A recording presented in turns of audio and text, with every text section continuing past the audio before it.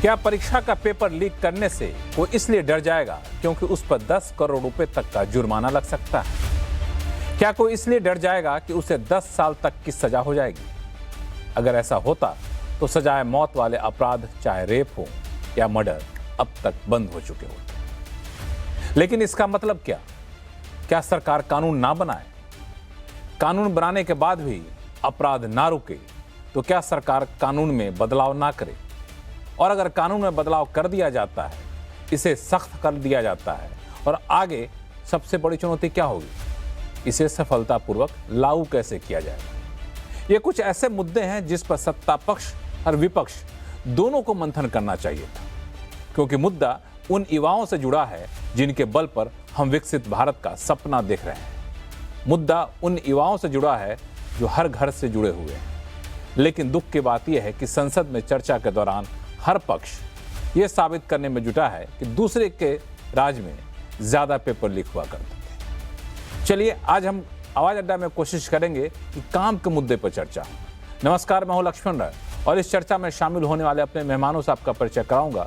उससे पहले सुन लीजिए कि जब संसद में ये बिल में संशोधन पेश किया गया तो अलग अलग नेताओं ने क्या कुछ बयान दिए, फिर हम लोग चर्चा की शुरुआत करेंगे। जो सब सेक्शन 1 ऑफ सेक्शन 10 था उसमें था कि एनी पर्सन और persons involved will be liable to a punishment not less than 3 to 5 years and a fine up to 10 lakh. आज ये जो अमेंडमेंट लाया जा रहा है, इसके तहत the same duration of imprisonment has been made not less than 5 to 10 years and fine up to 50 lakh. मजबूत थी, there was fine up to 1 crore in the 24 act, उसको बढ़ा करके अब 5 करोड़ किया जा रहा है। देश के युवाओं पर पैलेट गन्स और AK-47 चलवाने की क्या आवश्यकता थी? क्या वे आतंकवादी थे? किसने ऑर्डर दिया? प्रधानमंत्री जी ने दिया? गृह मंत्री जी ने दिया? अगर देश का युवा निराश हो जाए, अगर देश का युवा निराश हो गया, उसकी उम्मीद टूट गई, तो सबसे बड़ी हार भारत की हार होगी। और हम कांग्रेस और विपक्ष के लोग जान दे देंगे मगर भारत की हार नहीं होने देंगे। एक प्रधान जी को हटा करके प्रधानमंत्री बचा लिया आपने, लेकिन आपको भगवान भी माफ नहीं करेंगे क्योंकि आप चढ़ावा चोरी में शामिल हुए हैं। और चढ़ावा ही नहीं, जो गुप्त दान था वो भी चोरी हुआ है, गुप्त दान। और ये पाप की श्रेणी में नहीं आता है, महापाप की श्रेणी में आता है। एजुकेशन मिनिस्टर ऐसा बिहेव कर रहा है पार्लियामेंट में, और ये जो नया जेनजी का लिंगो यूज कर रहे हैं ना, मैं भी उनको बताना चाहती हूँ सर, इन्होंने शायद इंस्टाग्राम नहीं देखा, सब बीजेपी के लोगों ने देखा भी होगा तो बोलेंगे नहीं पता है, सबके बच्चे हमारे साइड पे, उनके साइड पे तो किसी के बच्चे नहीं है। Bill that Prime Minister Modi is bringing today is the solution. It is 30 years late, but for the first time in the country's history, 70 years के बाद एक स्पेशल कानून एग्जामिनेशन के बारे में पारित हो रहा है। All of these whiles, Priyanka ji asked a question. Why has there been no conviction? Priyanka ji, मैं आपको बताना चाहता हूं, कन्विक्शंस इसलिए नहीं होता था क्योंकि एक स्पेशल कानून इसके लिए नहीं था। अध्यक्ष जी, ये एक ट्रांसफॉर्मेटिव अमेंडमेंट है। इसकी न केवल आवश्यकता है बल्कि ये आज के समय की मांग भी है, और इस अमेंडमेंट को लाना आदरणीय प्रधानमंत्री श्री नरेंद्र मोदी जी की संवेदनशीलता और उनकी जिम्मेदाराना सरकार का प्रमाण है। तो आपने सुना संसद में इस बिल पर चर्चा के दौरान किन नेताओं ने क्या कुछ कहा है। चर्चा अभी जारी है, लेकिन हम लोग कोशिश करेंगे इस मुद्दे पर कुछ गंभीर जो सवाल हैं उन सवालों का जवाब ढूंढा जाए। हमारे साथ जुड़ रहे हैं पूर्व वरिष्ठ पत्रकार हैं और सत्य हिंदी के फाउंडर आशुतोष जी हैं, वरिष्ठ पत्रकार हर्षवर्धन त्रिपाठी साहब हैं, राजनीतिक विश्लेषक सज्जन कुमार सिंह हैं, और भारतीय जनता पार्टी के प्रवक्ता और कांग्रेस प्रवक्ता दोनों हमारे साथ जुड़ेंगे। कांग्रेस के प्रवक्ता संजीव सिंह साहब जुड़ चुके हैं। आप सही मेहमानों का बहुत बहुत स्वागत है। शुरुआत में आज करना चाहूँगा हर्षवर्धन जी आपसे ही कि ये जो सवाल बार बार उठता है कि बिल तो आपने 2024 में लाया ही था, फिर 2 साल के भीतर आप इस बिल को ला रहे हैं, संशोधन कर रहे हैं, सख्त सजा का प्रावधान कर रहे हैं। जब वो बिल पेपर लीक रोकने में कामयाब नहीं हो पाया, वो कानून जब कामयाब नहीं हो पाया, तो ये कामयाब हो पाएगा, इसकी गारंटी क्या है? नहीं लक्ष्मण जी, मैं देख रहा हूँ पिछले कुछ समय से ये भी प्रश्न आ रहा है। संविधान में 131 मेरे ख्याल से, अगर 130 या 31 अब तक संशोधन हो चुके हैं, तो फिर तो कोई कहेगा कि संविधान की जरूरत क्या है भाई। अच्छा, संशोधन लाया था तो फिर दूसरा क्यों ले आया? एक तो ये मुझे समझ नहीं आ रहा है। ये कुतर्क कुछ मतलब विचित्र किस्म के लोग दे रहे हैं, जो कहा करते थे कि भाई सुधार और संशोधन तो एक सतत प्रक्रिया है। दूसरा, अगर 2 साल के भीतर ये लाना पड़ा तो उसकी वजहें तो साफ दिख रही हैं कि जो ऑल इंडिया पीएमटी टेस्ट था, जो एम्स का टेस्ट था, जो दूसरे ऐसे टेस्ट थे, उसमें मुश्किलें हो रही थी। तो मेडिकल के लिए जो मेडिकल के कॉलेजेस थे, उन सब में एक व्यवस्था लागू करने की कोशिश की गई जो नीट लेकर आए। और ये जो एक तरह से कहें कि एंट्रेंस एग्जाम हुआ है, तो इसमें कोशिश तो यही थी और बहुत हद तक उसमें सफलता भी मिली थी, क्योंकि पहले जो मेडिकल का हाल था वो सब जानते हैं। फिर भी इसमें पेपर लीक हुआ, कुछ सेंटर्स पर पेपर लीक हुआ, वो सामने आया, सरकार ने उसको रद्द किया, फिर से कराया और सफलतापूर्वक कराया, बिना किसी उसके कराया। लेकिन सवाल यहाँ क्या था? सवाल ये था कि छात्रों को परीक्षा में दोबारा ये न सोचना पड़े कि अच्छा हमने इतनी तैयारी की, पेपर लीक हुआ और फिर से हमें देना पड़े। तो उसके लिए क्या कर सकते हैं? और कोई तरीका है क्या?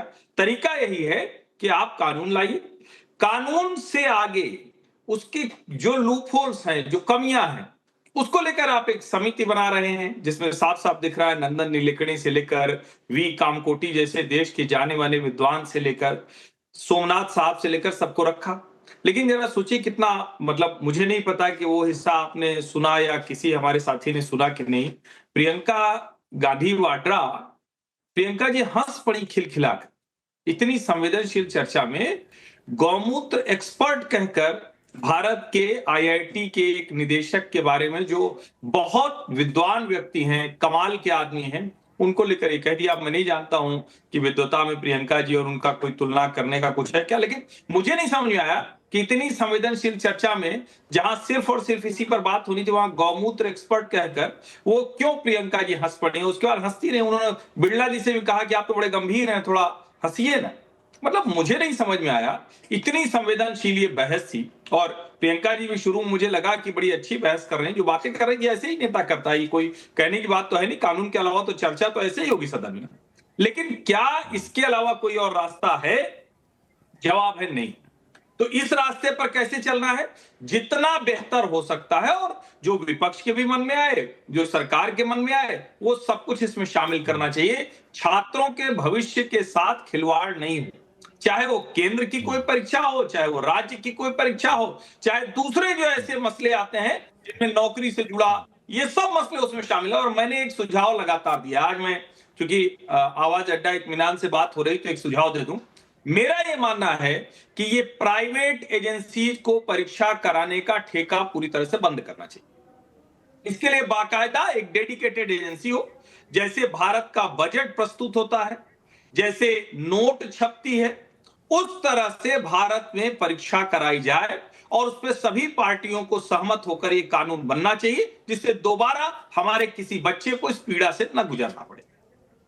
हालांकि आपके सुझाव पर अलग अलग राय लोगों के हो सकते हैं, जैसे आपने कहा, तो मेरे मन में भी कई सारे सवाल उठ खड़े हुए, इस पे हम लोग चर्चा करेंगे। लेकिन हमारे साथ इस बीच भाजपा के प्रवक्ता रोहन गुप्ता जी भी जुड़ गए हैं। रोहन जी, आपका स्वागत है आपका शो में। 1 मिनट में आता हूं, जरा आशुतोष जी से कमेंट लेता हूं, फिर आपके पास आता हूं। आशुतोष जी, हर्षवर्धन जी को सुना आपने, उनका कहना था कि इसके अलावा कोई चारा ही नहीं था।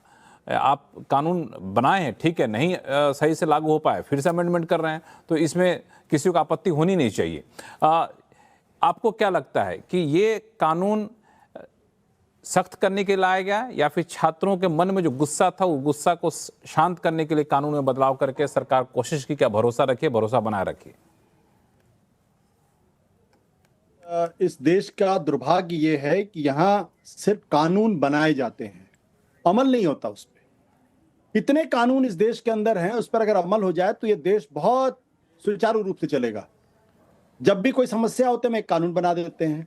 आपने देखा निर्भया का इतना बड़ा कांड हुआ, देश उस पर उबल पड़ा, क्या उस पर किसी तरीके की रोक लग पाई?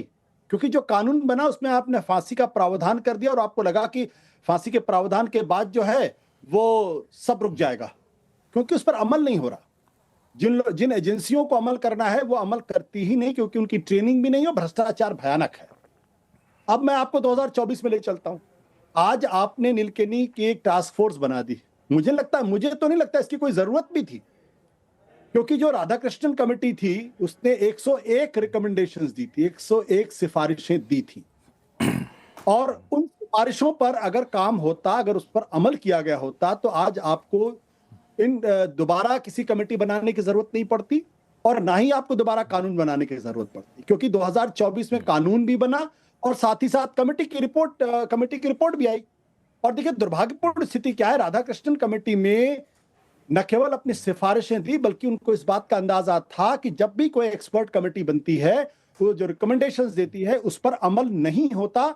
इसलिए उन्होंने ये भी कहा था कि high powered steering committee under the ministry of education होनी चाहिए, जो ये देखे कि जो सिफारिशें दी गई हैं, जो सरकार अमल में लाना चाहती है, उस पर इंप्लीमेंटेशन हो रहा है या इंप्लीमेंटेशन नहीं हो रहा है। अब 101 सिफारिशों, मुझे नहीं मालूम कितनी सिफारिशों पर अमल हुआ। उन्होंने तो ये भी कहा कि भाई डिजी एग्जाम होना चाहिए, मल्टी स्टेज ऑथेंटिकेशन होना चाहिए, आधार कार्ड बायोमेट्रिक्स होना चाहिए, 1000 सिक्योर टेस्टिंग सेंटर्स होने चाहिए, डोमेन स्पेसिफिक स्टाफ होना चाहिए। अभी मित्र हर्षवर्धन जी कह रहे थे कि भाई प्राइवेट को नहीं, साफ तौर पर लिखा हुआ रिड्यूसिंग डिपेंडेंस ऑन कॉन्ट्रैक्टर्स होना चाहिए, क्लोज कोऑर्डिनेशन विद स्टेट होना चाहिए, साथ ही साथ सीसीटीवी सर्वेलेंस होनी चाहिए, एआई मॉनिटरिंग होनी चाहिए, हाइब्रिड एग्जामिनेशन होने चाहिए, एनक्रिप्टेड क्वेश्चंस होने चाहिए, कॉन्फिडेंशियल सर्वर्स होने चाहिए, हाई स्पीड प्रिंटर्स होने चाहिए, question distribution in PPT format में होनी चाहिए। सब तो है, आप नया क्या करना चाहते हैं? मतलब ये कमेटी कौन सी नई रिपोर्ट दे देगी जिसके आधार पे जो पेपर लिखे रुक जाएगा? रोहन गुप्ता जी, सबसे बड़ा रोहन गुप्ता जी, जो सवाल अभी आशुतोष जी उठा रहे हैं, ये सवाल संसद में चर्चा के दौरान भी अच्छा सॉरी, अपनी बात पूरी कर लीजिए। 10 सेकंड मैं सिर्फ इतनी सी बात कह रहा हूं कि हमें जो कानून बनता है उसके इम्प्लीमेंटेशन पे जोर करना चाहिए, हमें पुलिसिंग पे जोर करनी चाहिए, इन्वेस्टिगेशन पे जोर करनी चाहिए। अभी आपने देखा कि बड़े फैनफेयर के साथ उस मुखिया को गिरफ्तार किया गया और पता चला कि वो तो बरी हो गया। सुप्रीम कोर्ट अभी जो हाई कोर्ट, वो क्या कहते हैं, वो इस पे फास्ट ट्रैक कोर्ट बनी थी, वहां सीबीआई के पूछे ही नहीं, पहली सुनवाई के दिन। तो जरूरत इस बात की है कि राधाकृष्णन कमीशन ने जो कुछ भी रिकमेंडेशन दिया उस पर आप अक्षरशः अमल करिए, आपका काम हो जाएगा। रोहन गुप्ता जी, दो सवाल जो अभी मैंने पूछा था हर्षवर्धन जी से भी, और एक सवाल उठा भी रहे हैं आशुतोष जी, कि जब पहले से कानून था तो कानून बनाने की जरूरत क्यों पड़ी? क्यों छात्रों के गुस्सा को शांत करने के लिए एक तरीका यही निकला? और दूसरा कि कानून बनाने से ज़्यादा ज़रूरी होता है कानून को लागू कर पाना, ये कैसे सुनिश्चित करेंगे? क्योंकि उसका जो कह सकते हैं पायलट प्रोजेक्ट जो शुरू हुआ था फास्ट ट्रैक कोर्ट को लेकर के, उसी पे सवाल उठने लगे हैं। देखिए लक्ष्मण जी, बहुत अच्छा आपने सवाल किया और आशुतोष जी ने बात की। जो अब एक चीज समझनी पड़ेगी कि जो पार्टी 60 साल तक देश में शासन किया, एक गंभीर मुद्दे पे उन्होंने कानून ही नहीं बनाया, और अब आज हम ये जस्टिफिकेशन कर रहे कि अरे इम्प्लीमेंटेशन तो कानून बनाने की जरूरत नहीं है। यही तो मानसिकता रही ना। आज 2010 में, पहले तो कांग्रेस पार्टी ने 50 साल में कभी कानून नहीं बनाया।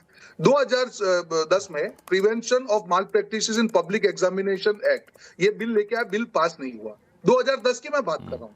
कानून ही नहीं बनेगा तो इम्प्लीमेंटेशन कहां से होगा?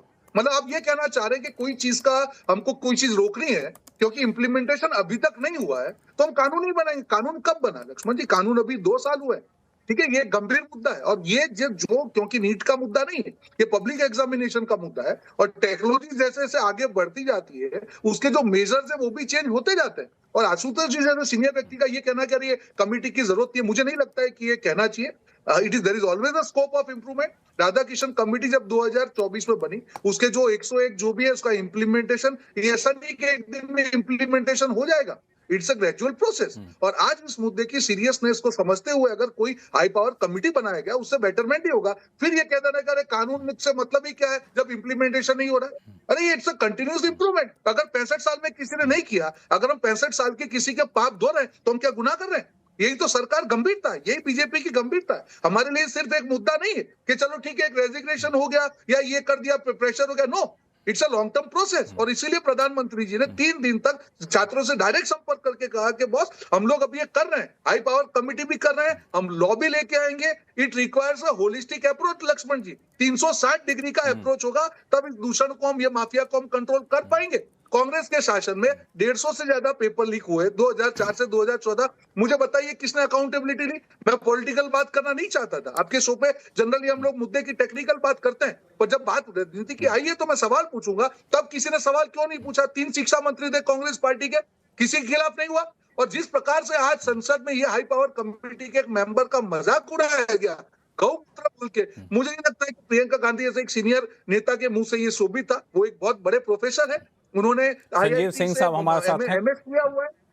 मुझे नहीं लगता है कि मजाक का मुद्दा है, पर जो भी प्रयास हो लक्ष्मण जी, मैं ये मानता हूं कि इस मुद्दे में जिसके द्वारा जो भी प्रयास हो उसको स्वीकार करना चाहिए। और विपक्ष को भी 3 दिन तक समय व्यस्त किया, उससे अच्छा था कि इस मुद्दे पे डिस्कशन करके एक पॉजिटिव वे में अपने सजेशन देते, तो देश का छात्र भी देखते कि नहीं सही में विपक्ष भी सीरियस है, यहाँ पे क्रेडिट या भाग बटाई की बात नहीं कर रहा है। और वही आज विपक्ष कर रहा है, जो छात्रों के साथ में मिलकर सरकार ने सारे मुद्दे हम लोग कोशिश कर रहे हैं। रोहन गुप्ता जी,